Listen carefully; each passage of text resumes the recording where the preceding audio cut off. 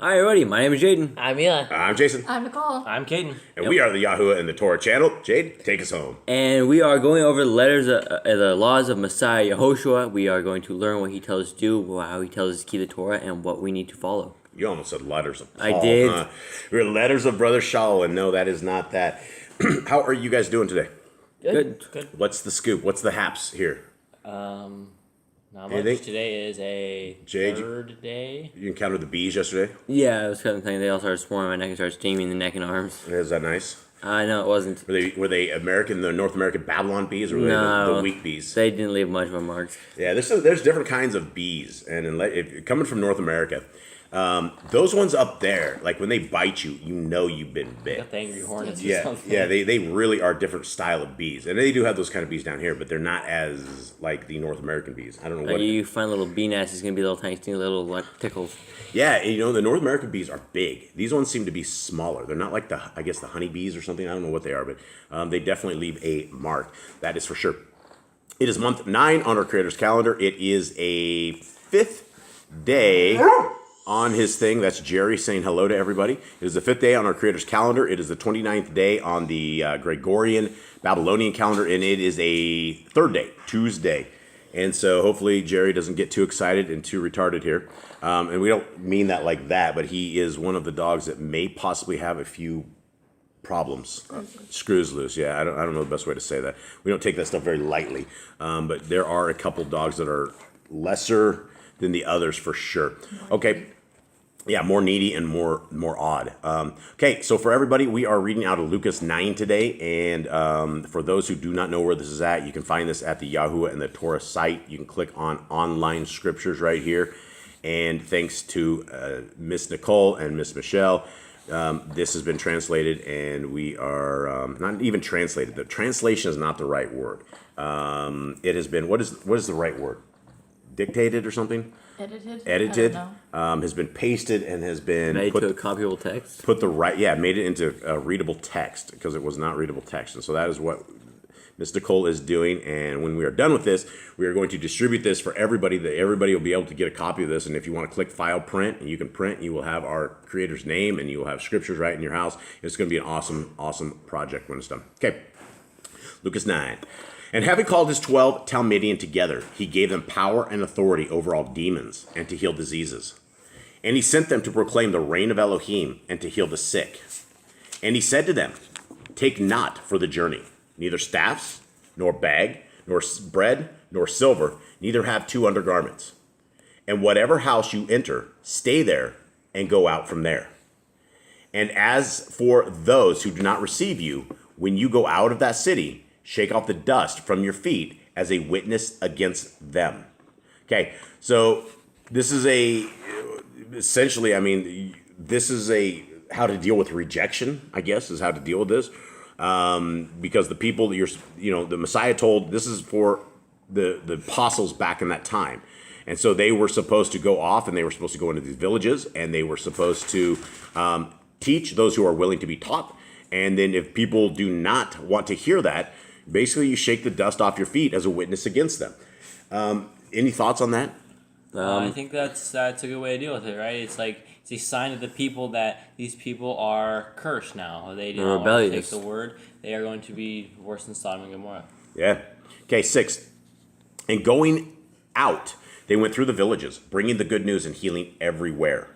And Herodes, the district ruler, heard all that was done by him, and was perplexed, because it was said by some that Yochanan had been raised from the dead, and by some that Eliyahu had appeared, and by others that one of the old Nebian has risen up. And Herodes said, Yochanan I have beheaded, but who is this of whom I hear such? And he was seeking to see him. And the emissaries, when they had returned, related to him all that they had done. And he took them, and they withdrew by themselves to a city called Bethsaida. And when the crowds knew it, they followed him. And having received him, he was speaking to them about the reign of Elohim, and healed those who had need of healing. Okay, Messiah Yahushua's doctrine is what exactly? Because right here, it's talking about, everything he's talking about, he was speaking to them about the reign of Elohim. He was talking about that Yah is on his way, or that the kingdom is on its way. what kind of doctrine is this? What do we make of Messiah Yahushua's speak? We see that he is talking of things that have already been spoken of. We see that he's talking of the prophets, that he's talking of the Torah. He repeats these things, but only in different ways. And if you are studied in the Torah, if you are studying the prophets, you understand that he's just repeating these things. Right. Yeah. And like I've said before, I know it's really hard to actually increase as I decrease because there is literally a pile of dogs down by our feet. But I did listen to this yesterday, and mine has to go down, and your guys' has to go up, which is hard to hear. So my apologies, everybody. We don't have an equalizer, and we don't have a production crew. We don't have any of that. So hopefully you don't have to turn it up and down because my voice it's loud, and I don't mean it to be loud. I could be quieter, but I'll not to. Okay, here we go.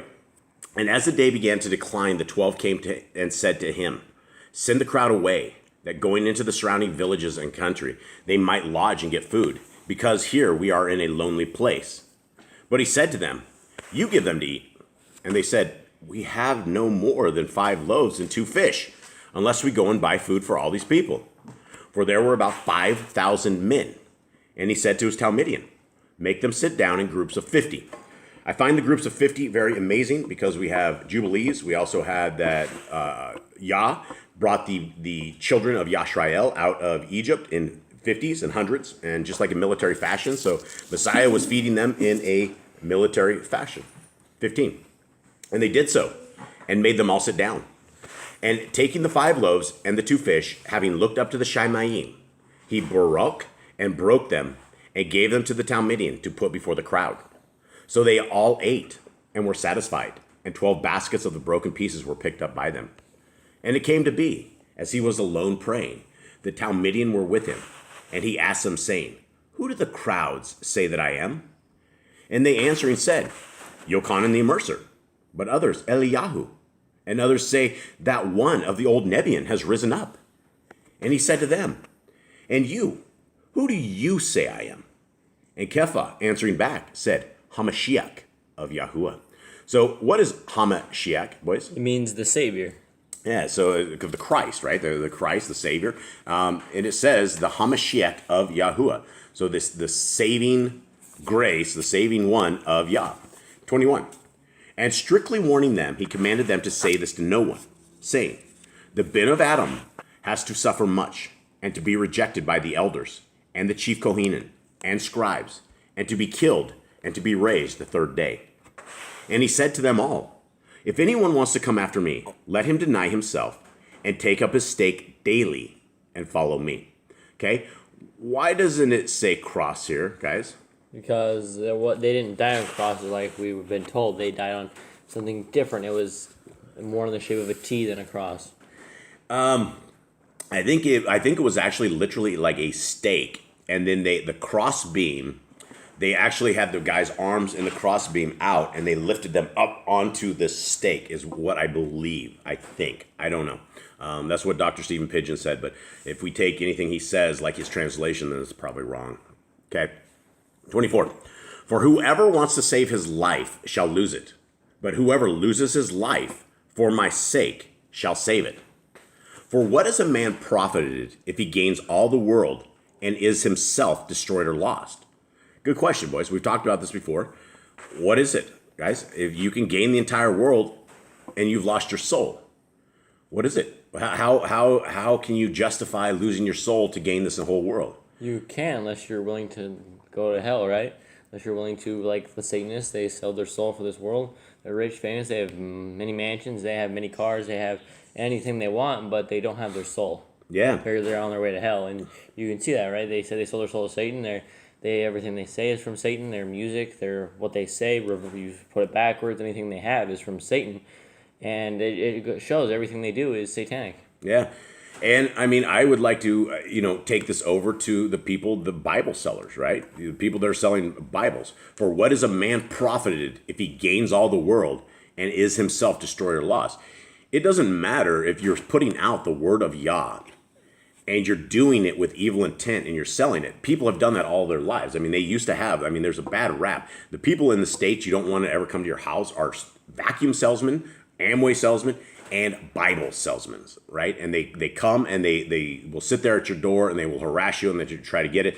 And there's many Many housewives that have fallen victim to the trades of the guys coming to their doors and selling it to them. Their man comes home at 5 o'clock and they have a new vacuum or they have a whole bunch of stuff. There used to be a vacuum. Remember the Rainbow? Was it called Rainbow? There's Rainbow and Kirby. Rainbow and Kirby. And they used to send these vacuum sales guys to your doors all the time. The Kirby sales guys. And you couldn't shake the Kirby sales guys. They were as bad as the Jehovah's Witnesses, maybe even worse. But many, many people have ended up with vacuums when they were at work and their wives just couldn't put down the vacuum salesman came and got them all. Okay, and they were really expensive vacuums too, by the way. Okay, 26. For whoever is ashamed of me and my words, of him the bin of Adam shall be ashamed when he comes in his esteem, and in his fathers, and of the Kadesh messengers. Okay, that's going to be a very scary moment in our life. If we are sitting there and our Messiah is ashamed of us. Can you imagine that? There's nobody, you're going to be standing there naked before your Creator in judgment. And if Messiah Yahushua is ashamed of you during judgment, imagine the guilt you're going to have. Why would Messiah Yahushua be ashamed? Why would he be ashamed? Because you were ashamed of him.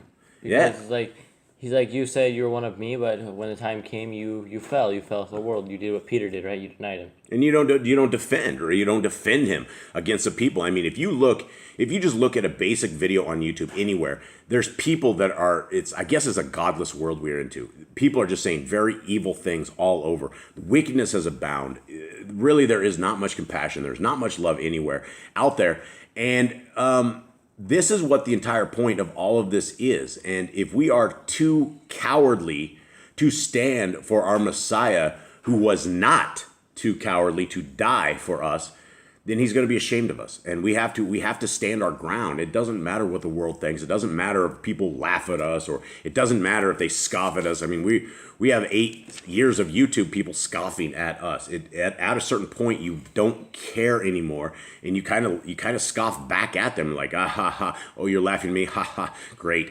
And it just doesn't matter anymore, and it shouldn't, because our Creator has told us we need to stand for His Son, and the Son says we need to stand for the Creator. Okay, 27.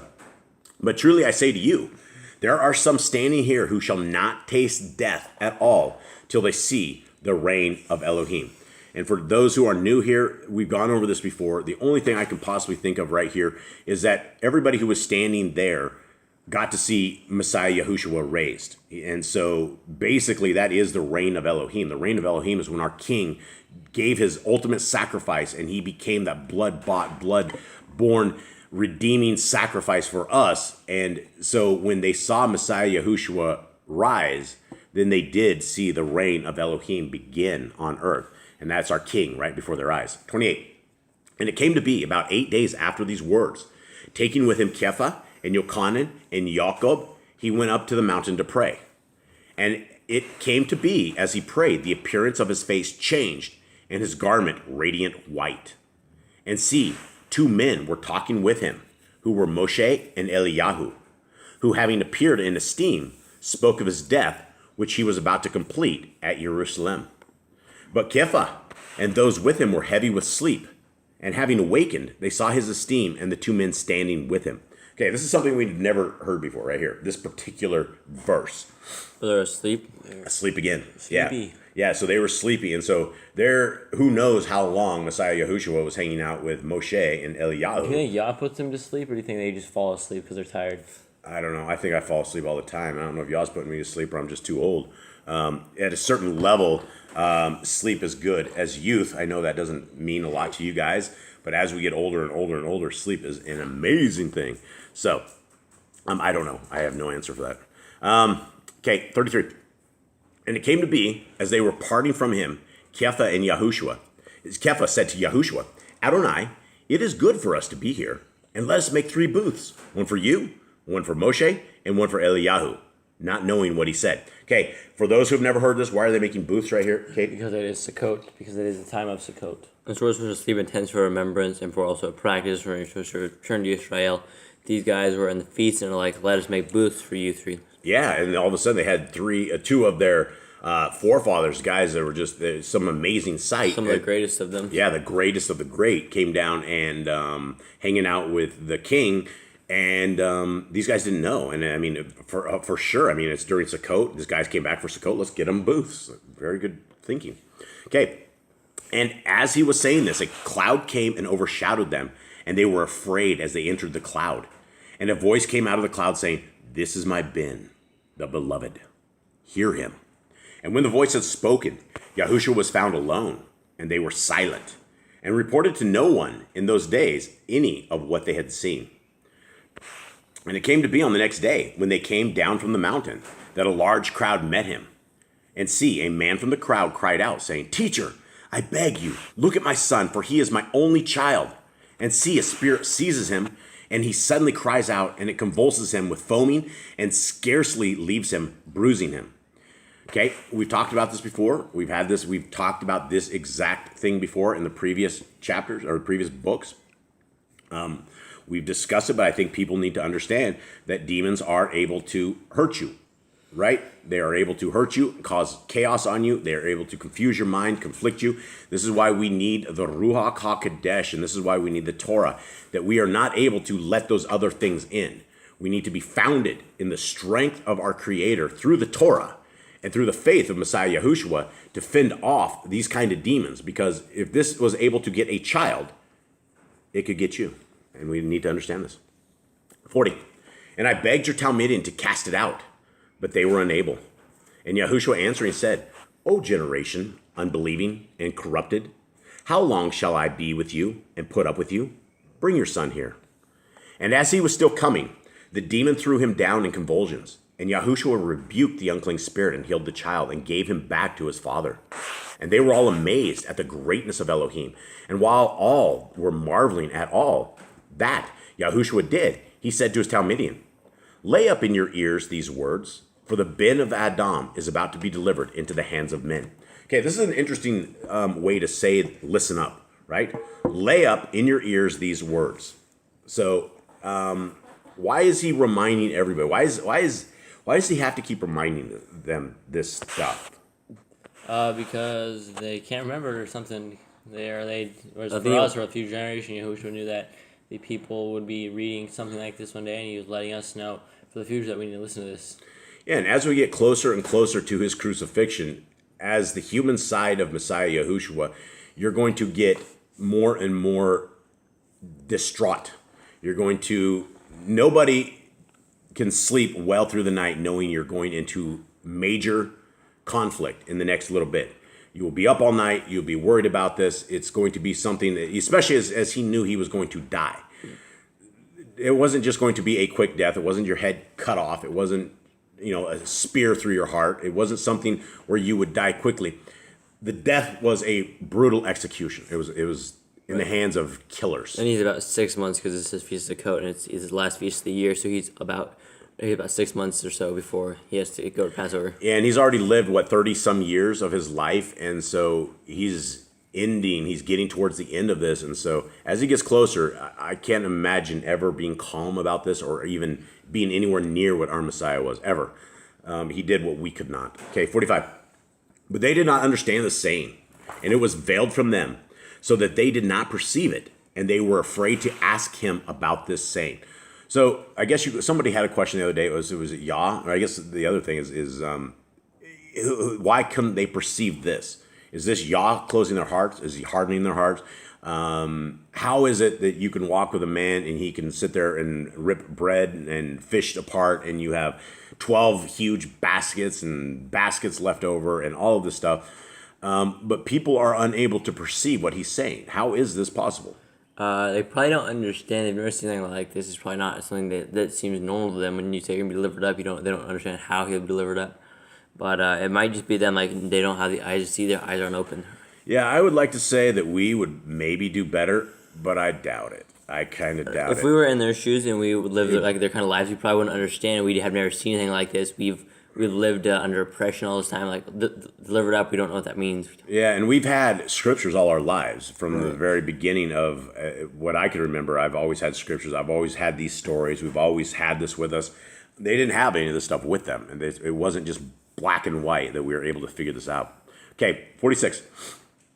And a reasoning arose among them, who might be the greater of them. And Yahushua, having seen the reasoning of their heart, took a little child and placed him by his side, and said to him, Whoever receives this little child in my name receives me, and whoever receives me receives him who sent me. For he who is least among you all, he shall be great. Okay, that's a huge promise right there. We talked about the children before, and we talked about this. And so if we are to receive a child in the name of our Creator, they receive the Son of the Creator. And then it says, for he who is least among you all, he shall be great. And that should be extremely comforting for a tremendous amount of all of you guys out there. I know a tremendous amount of people out there. I didn't know that people lived in third world countries and do the kind of stuff kind of like we do. And even though we're in a third world country, we have met some dear family that is in South Africa, and they cook outside. They cook on things, and people, we tend to forget the goodness that we have being in what they call a first world country. And I don't even buy that whole first world country, third world country stuff. If you look at parts of North America, it literally looks far worse than any part of a third world country I've ever seen. I'm sure there's worse, but those who are last, those who are least, those who are broken, those who do not have a lot, that's the majority of the people who keep the Torah.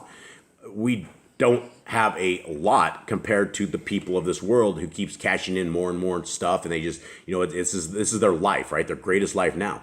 So for those who are broke, those who are defeated, those who do not have anything, the promise Messiah Yahushua says is that if you're least among you all, you will be great. And so the kingdom to come is the world where that promise will be made. So keep holding on, everyone.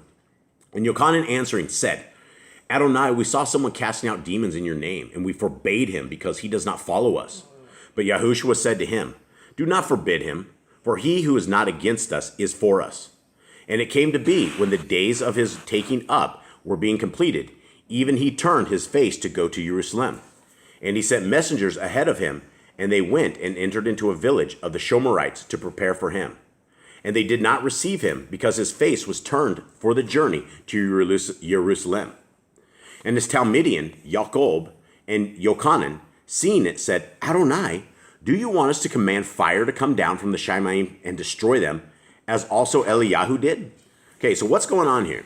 So I didn't actually remember this when we were going over this, but Send the bears. Go eat them. yeah. So I think this is the only account where the disciples wanted to bring down fire, like because a city didn't accept them, and before when the city didn't accept them, he said, "Dust her feet." But these guys are like, should we call fire down like Eliyahu? Like they think they're gonna call fire down. These people like Sodom and Gomorrah, like they're like ready for war. They're like angry about this thing because they denied Yahushua to stay in Shomron. Right. Yeah, okay. Yeah, and so what did Messiah say? But having turned, he rebuked them and said, You do not know of what spirit you are. That's creepy. For the Ben of Adam did not come to destroy men's lives, but to save them. And they went on to another village. What is he talking about here? You do not know what spirit you are.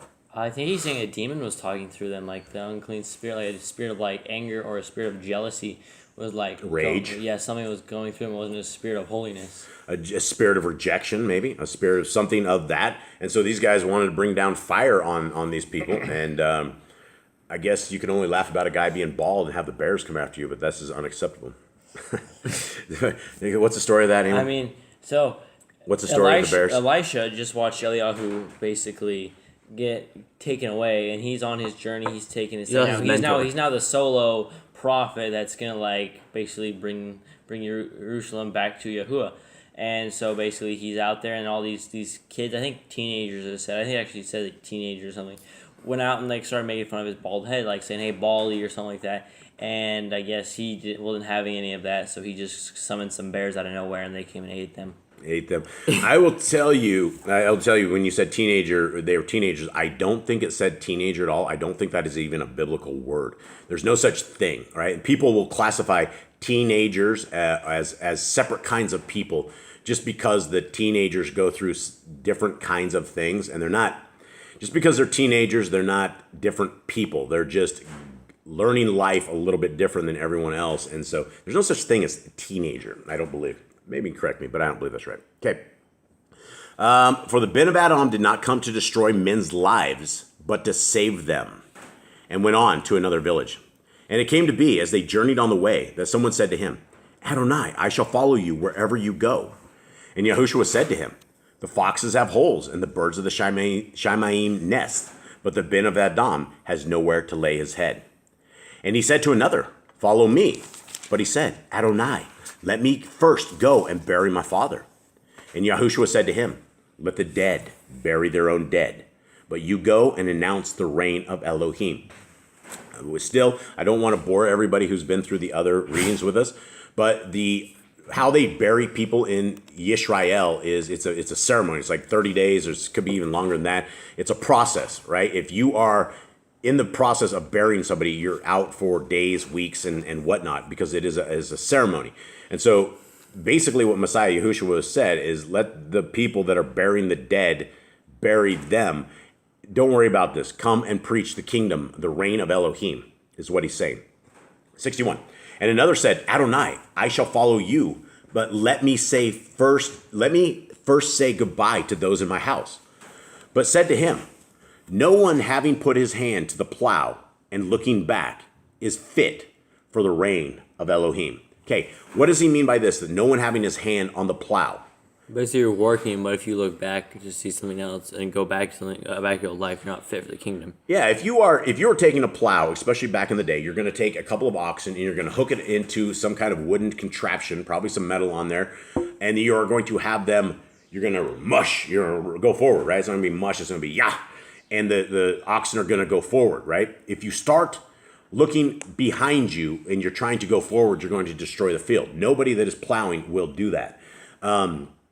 That having said, as a farmer, when I was farming with my father back in the days, you do have to look behind you, because you have to see if your rows are actually straight. You go straight, but you do glance back to make sure that you're not snaking all the way back and that your rows are crazy, that you have nice straight rows. And so you would look back to that field. But this is new day tractors. Right. This is new day stuff. We're talking like if you have a bunch of oxen and you're mushing them, you're probably not going to be too concerned about what's going on behind you, because you got to deal with the oxen before you and any kind of issues that you have driving that plow. All right. So a few things about this chapter. One, where it talks about he doesn't have anywhere to lay his head. I'm thinking that's something to do with Sukkot, probably because he probably doesn't have like a tent somewhere. So this guy probably set up Sukkot somewhere. He's like, I need somewhere to celebrate Sukkot.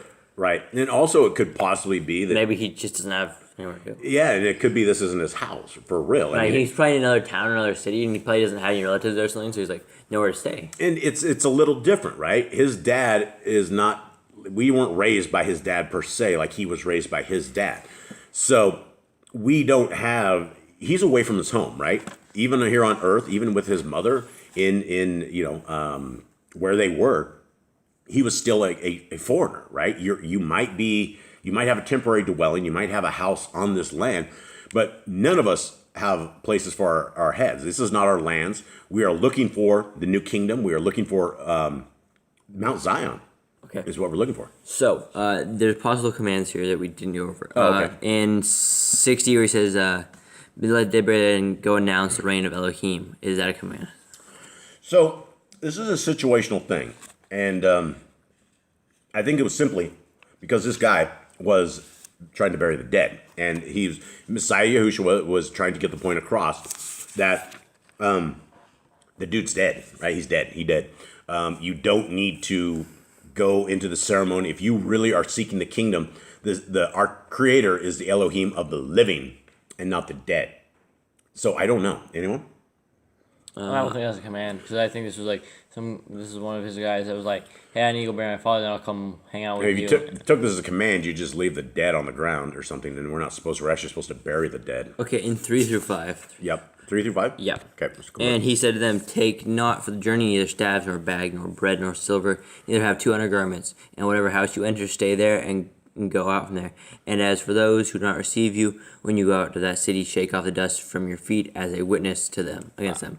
I still think that was situational to them. Because we have another command later where he says, remember, I told you not to take anything for your journey, but this time you need to take your sword. If you don't have a sword, sell your cloak and buy one.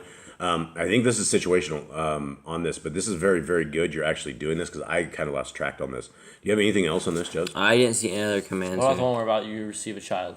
So child. Now that's basically if you receive a child in my name, you'll get blessed. But it's right here in I think 48 and said to them, whoever receives a little child in my name receives me. Whoever receives me receives him who sent me. Where's that at? 48. 48. For he who is least among you all, he shall be great. So no, that's just basically saying you will be great if you receive a child.